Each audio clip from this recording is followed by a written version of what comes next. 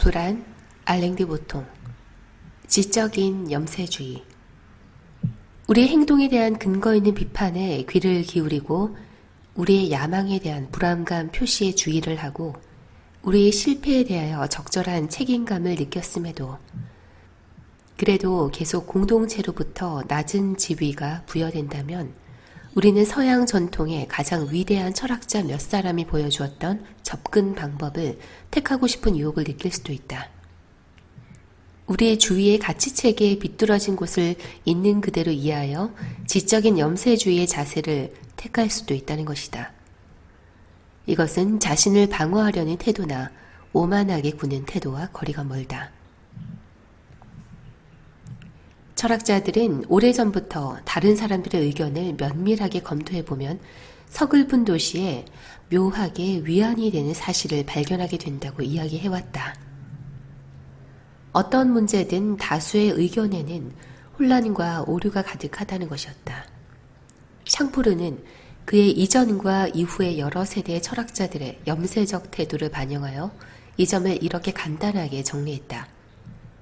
여론은 모든 의견 가운데 최악의 의견이다. 이렇게 여론에 결함이 있는 것은 공중이 이성으로 자신의 생각을 엄격하게 검토하지 않고 직관, 감정, 관습에 의존해버리기 때문이다. 모두가 다 가지고 있는 생각, 어디서나 받아들여지는 관념은 어리석은 것이라고 믿어도 좋다. 다수에게 호소력을 가질 수 있는 것이기 때문이다.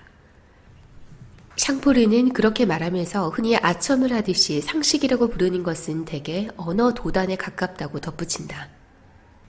단순화와 비논리, 편견과 천박함으로 얼룩져 있기 때문이다. 어디에서나 가장 터무니없는 관습과 가장 어처구니 없는 의식들이 하지만 그것이 전통이야라는 말로 용인되고 있다. 어디서나 가장 터무니없는 관습과 가장 어처구니 없는 의식들이 하지만 그것이 전통이야라는 말로 용인되고 있다. 유럽인이 남아프리카 호텐토트 사람들에게 왜 메뚜기를 먹고 몸에 붙은 이를 삼키느냐고 물었을 때 그들도 바로 그런 말을 했다. 그것이 전통이요.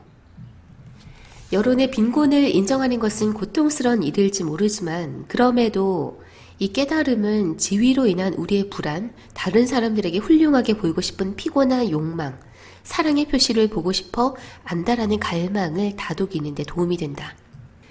다른 사람의 인정은 두 가지 이유에서 우리에게 중요하다. 물질적인 면에서 보자면 공동체로부터 무시당할 경우 신체적으로 불편하고 위험할 수 있다. 심리적인 면에서 보자면 다른 사람들이 우리를 존중하지 않을 경우 스스로에 대한 자신감을 유지할 수 없다. 철학적인 접근 방법의 장점은 심리적인 면에서 드러난다. 누가 우리에게 반대하거나 우리를 무시할 때마다 상처를 입는 대신 먼저 그 사람의 그런 행동이 정당한지 검토해보게 되기 때문이다. 비난 가운데도 오직 진실한 비난만이 우리의 자존심을 흔들어 놓을 수 있다. 따라서 사람들의 인정을 바라며 자학하는 습관을 버리고 그들의 의견이 과연 귀를 기울일 만한지 자문해 봐야 한다. 그러다 보면 우리가 사랑을 구하는 사람들의 정신에 존경할 만한 구석이 거의 없다는 사실을 발견하게 될 때도 있다. 그러면 그들이 우리를 경멸하는 것처럼 우리도 그들을 특별한 악의 없이 경멸하게 될 수도 있다. 이것이 염세적 태도의 출발점이며 철학사에서는 이런 태도를 뒷받침해주는 예를 수도 없이 찾아볼 수 있다.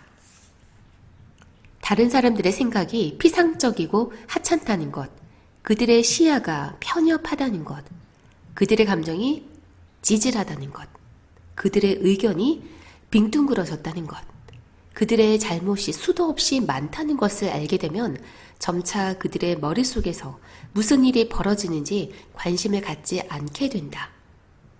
그러다 보면 다른 사람들의 의견에 많은 가치를 부여하는 것은 그들을 필요 이상으로 존중하는 것임을 알게 된다.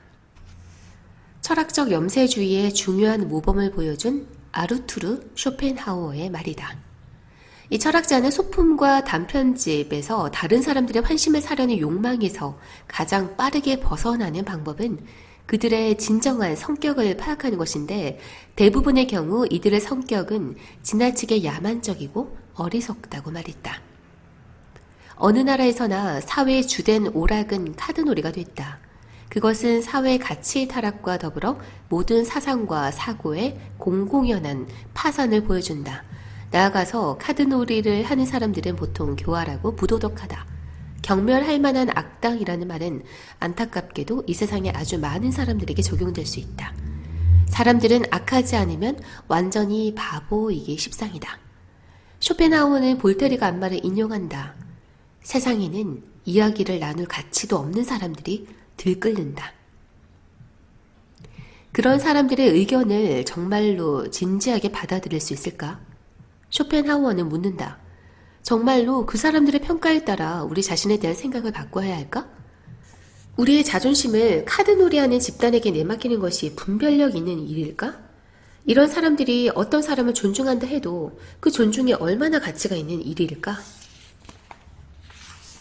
쇼펜하우어는 이런 식으로 묻는다. 만일 청중이 한두 사람만 빼고는 모두 귀머거리라면 그들의 우렁찬 박수갈채를 받는다 해서 연주가가 기분이 좋을까? 이렇게 인간성을 통찰력 있는 눈으로 바라보는 것이 유용하긴 하지만 한 가지 불리한 점은 이런 관점을 따를 경우 친구가 줄어든다는 것이다. 쇼펜하우어와 마찬가지로 철학적 염세주의자였던 샹포르는 그런 문제를 넌지시 드러낸다. 도덕적이고 고결한 태도로 합리성과 진실한 마음을 갖추고 관습이나 허영이나 격식 같은 상류사회 소도구 없이 우리를 대하는 사람들만 만나겠다고 결심하는 순간 그 대가로 우리는 결국 혼자서 살아갈 수밖에 없을 것이다. 쇼펜하우어는 선선히 그 가능성을 받아들였다. 이 세상에는 외로움이냐 천박함이냐 둘 중에 하나를 선택할 수밖에 없다. 그는 곧이어 모든 젊은이들이 외로움을 견디는 법을 배워야 한다고 충고한다. 사람은 다른 사람과 만날 일이 줄어들수록 더 낫게 살 수 있기 때문이다. 분별력 있는 사람의 경우 한동안 다른 사람들과 함께 일하고 살다 보면 학교 선생들이 그들을 둘러싼 아이들의 거칠고 시끄러운 놀이에 별로 끼고 싶어 하지 않는 것처럼 다른 사람들과 자주 어울리고 싶은 마음이 줄어들게 된다는 것이 쇼펜하우어의 생각이었다. 그러나 사람들을 피하겠다는 결심을 했다고 해서 벗을 사귀고 싶은 욕망이 없다고 오해해서는 안 된다. 이것은 단지 현재 만날 수 있는 사람들에 대한 불만을 반영한 것일 뿐이다. 냉소주의자들은 단지 불편할 정도로 기준이 높은 이상주의자들일 뿐이다. 샹포르는 이렇게 말한다. 혼자 사는 사람을 두고 사귐을 좋아하지 않는다고 말하는 경우가 가끔 있다. 이것은 밤에 봉대숲에서 산책하기를 좋아하지 않는 사람한테 산책 나가는 것을 좋아하지 않는다고 말하는 것이나 다름없다. 철학자들은 함께 모여 연구를 한 것도 아닌데 입을 모아 외부의 인정이나 비난의 표시보다는 우리 내부의 양심을 따르라고 권했다. 중요한 것은 우리가 어떤 무작위 집단에게 어떻게 보이느냐가 아니라 우리가 우리 자신에 대해 무엇을 알고 있느냐 하는 것이다. 쇼펜하우어는 이렇게 말한다. 모든 질책은 그것이 관역에 적중하는 만큼만 피해를 줄 수 있다. 자신이 어떤 질책을 받을 사람이 아니라는 사실을 알고 있는 사람은 자신만만하게 그런 질책을 경멸할 수 있으며 또 실제로 그렇게 한다. 염세주의 철학의 조언에 귀를 기울이려면 우리 지위를 단속하려는 미숙한 노력을 포기해야 한다. 사실 우리의 지위를 단속한다는 것은 불가능한 일이기도 하다. 이론적으로는 우리에 대해 부정적인 의견을 가진 모든 사람과 결투를 하고 그들의 목숨을 빼앗아야 하기 때문이다. 대신 우리는 논리에 기초해 자신의 가치를 느껴야 하는데 사실 이때 느끼는 만족감이 근거가 더 탄탄하다.